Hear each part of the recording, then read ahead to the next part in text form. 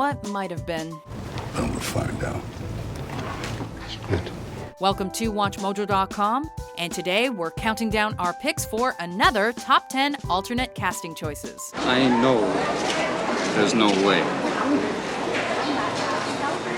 But it doesn't mean we can't have a few laughs.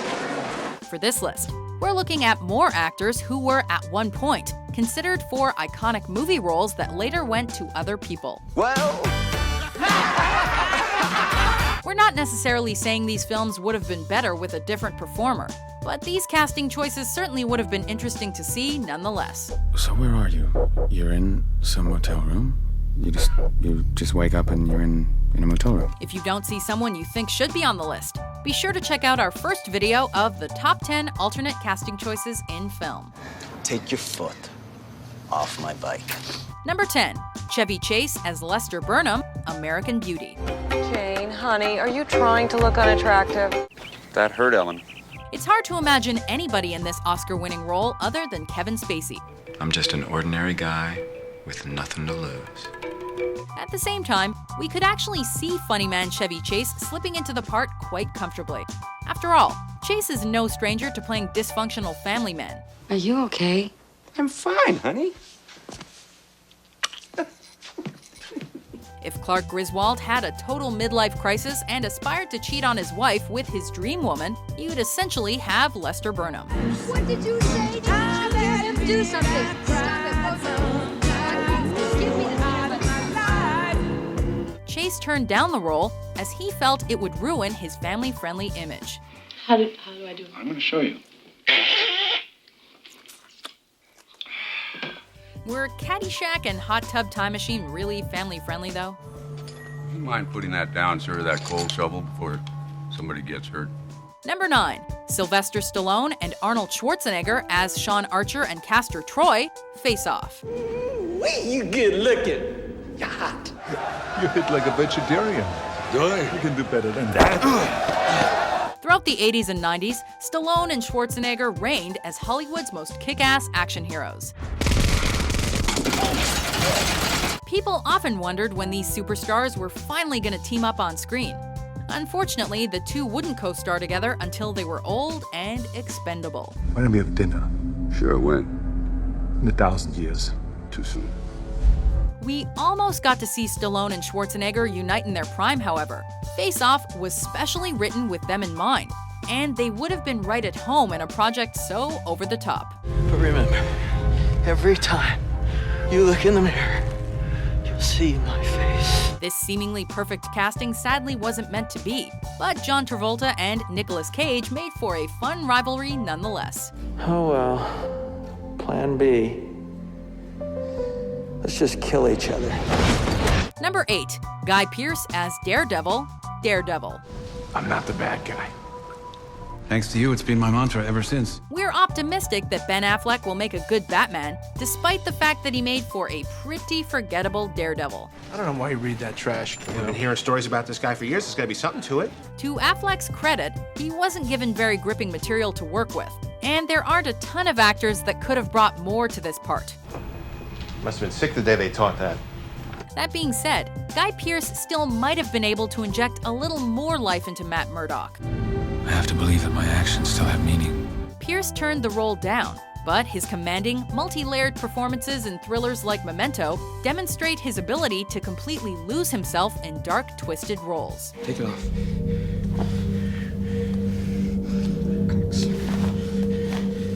Your pants, too. Why?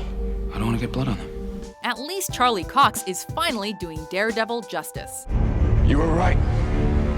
Number 7, Jennifer Lawrence as Bella Swan, Twilight. So you're here to make me look pretty. You're beautiful. Before she was the most beloved actress in the world, Jennifer Lawrence had to endure plenty of rejection. Help me. Ain't nobody said that idea yet, have they? Perhaps the most notable part she didn't get was Bella Swan in Twilight. The role instead went to Kristen Stewart, who, for what it's worth, did a spectacular job at capturing Bella's bleak, blank, bland emptiness. It's complicated. While it would have been a huge role for Lawrence, She fortunately got to play a much stronger and more compelling young adult protagonist a couple of years later. I volunteer! I volunteer as tribute! Still, imagine what it would have been like if J-Law had pierced Edward Cullen's heart with an arrow. Figuratively, that is. Thank you for your consideration.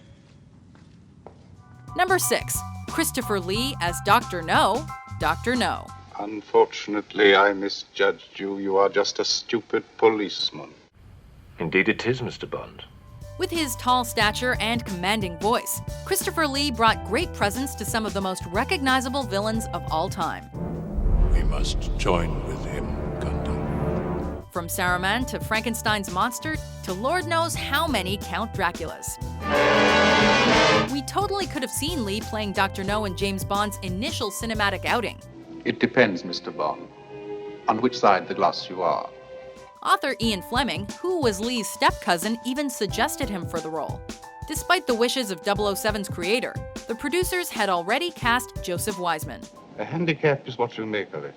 Matters worked out pretty well regardless, since Dr. No would go on to become Wiseman's most iconic character, and Lee would eventually appear in a Bond movie too.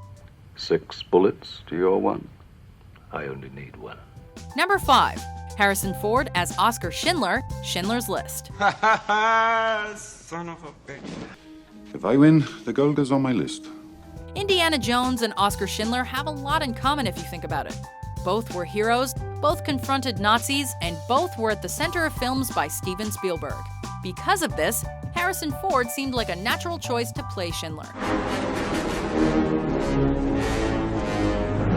At the same time, though, it admittedly would have been hard to picture Ford here without expecting him to break out a whip.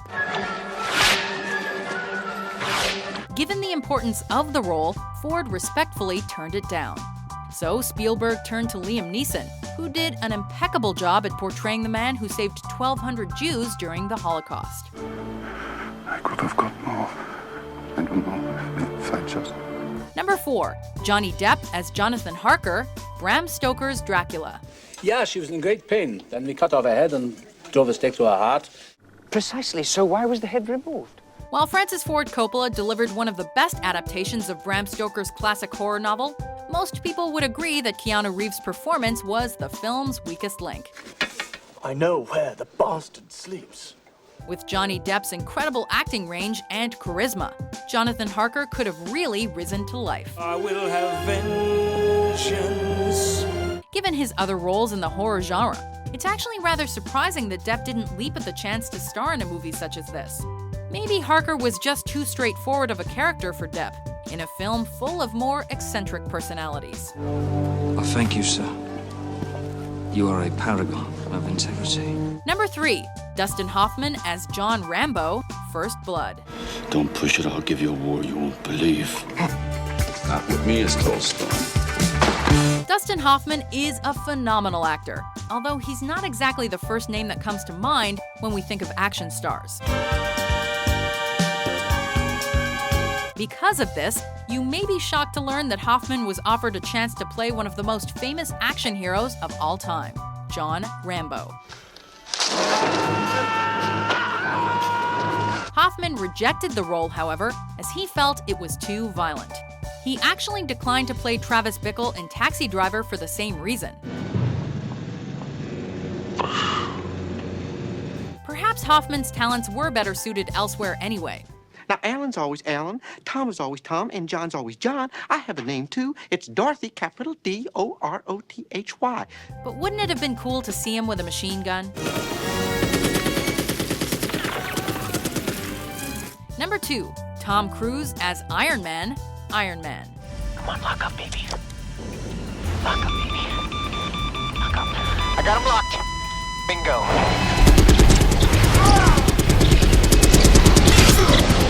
Robert Downey Jr. rejuvenated his career with Iron Man, and now it's impossible to picture any other actor in the role. You've been called the Da Vinci of our time.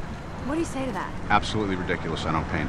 Just for a second, though, try to picture that guy who jumped on Oprah's couch as Tony Stark. Maybe I'd be a little more appealing if I got arrested with a hooker doing a suitcase full of blow in Vegas. Then people would...